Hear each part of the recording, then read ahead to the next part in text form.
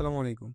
আপনি কি জানেন শুধুমাত্র বাংলাদেশী একটা পাসপোর্ট থাকলে আপনি আপনার বিদেশ ভ্রমণের যাত্রা শুরু করতে পারেন ভিসা অথবা কোনো এজেন্টের ঝামেলা ছাড়াই। আজকের এই ভিডিওতে আমি আলোচনা করব আপনারা কিভাবে পাসপোর্ট পাবেন, ভিসা ফ্রি প্রথম কোন কোন দেশে ভ্রমণ করবেন, ইমিগ্রেশন ফেস করতে কি কি ডকুমেন্টস লাগে এবং মালদ্বীপ ও শ্রীলঙ্কা ভ্রমণের পুরো প্রসেস। আর হ্যাঁ, এই জার্নিটা আমি নিজেই এক্সপিরিয়েন্স করছি। সো রিয়েল এক্সপিরিয়েন্সটা কেমন সেটা আজকে আপনাদের সাথে শেয়ার করব। বাংলাদেশ থেকে পাসপোর্ট কিভাবে বানাবেন? বাংলাদেশ থেকে পাসপোর্ট বানানোটা এখন অনেক সহজ। আপনারা ঘরে বসে আবেদন করতে পারবেন অনলাইনে www.epassport.gov.bd এই ওয়েবসাইটে প্রবেশের পর প্রয়োজনীয় ডকুমেন্টস দিয়ে ফর্ম পূরণ করবেন। তারপর সোনালী ব্যাংক অথবা যে কোনো ব্যাংকের মাধ্যমে আপনার পাসপোর্টের আবেদন ফি পূরণ করবেন। এরপর সমস্ত ডকুমেন্টস নিয়ে যে কোনো একটি আঞ্চলিক পাসপোর্ট অফিসে গিয়ে ফিঙ্গারপ্রিন্ট দিয়ে আসবেন। ফিঙ্গারপ্রিন্টে সাধারণত 10 থেকে 15 দিনের পরেই পাসপোর্ট আপনার হাতে চলে আসবে। আর পাসপোর্ট হাতে পেলেই আপনি ট্রাভেলের জন্য পুরোপুরি রেডি।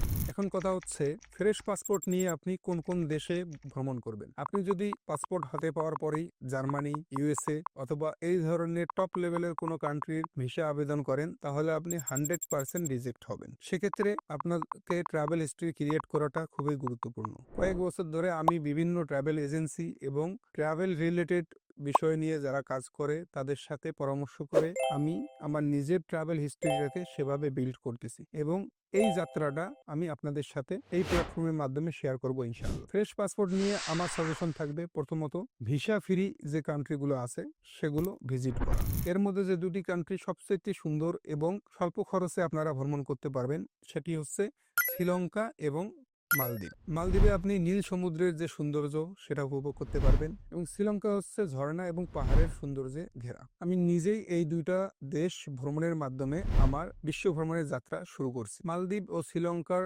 প্যাকেজ ইনফো আপনারা চাইলেই যে কোনো ট্রাভেল এজেন্সির মাধ্যমে মালদ্বীপ ও শ্রীলঙ্কার গ্রুপ প্যাকেজ খুব সহজেই পেয়ে যাবেন।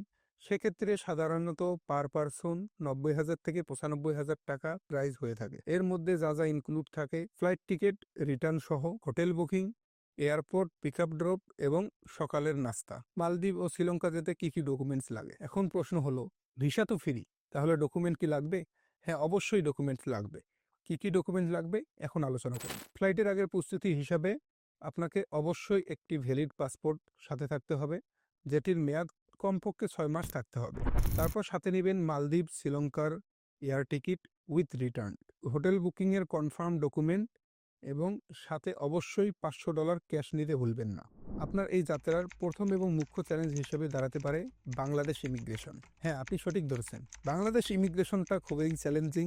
যদি আপনার পাসপোর্ট ফ্রেশ হয় তাহলে এটি আপনার জন্য অনেক চ্যালেঞ্জিং হবে। যেহেতু আপনার ফ্রেশ পাসপোর্ট তাই আপনাকে বাংলাদেশ ইমিগ্রেশনে অনেক জেরার সম্মুখীন হতে পারে। সো আমি যে ডকুমেন্টগুলোর কথা বলবো সেই ডকুমেন্টগুলো যদি আপনার সাথে থাকে তাহলে খুব সহজেই আপনি বাংলাদেশ ইমিগ্রেশন ফেস করতে পারবেন।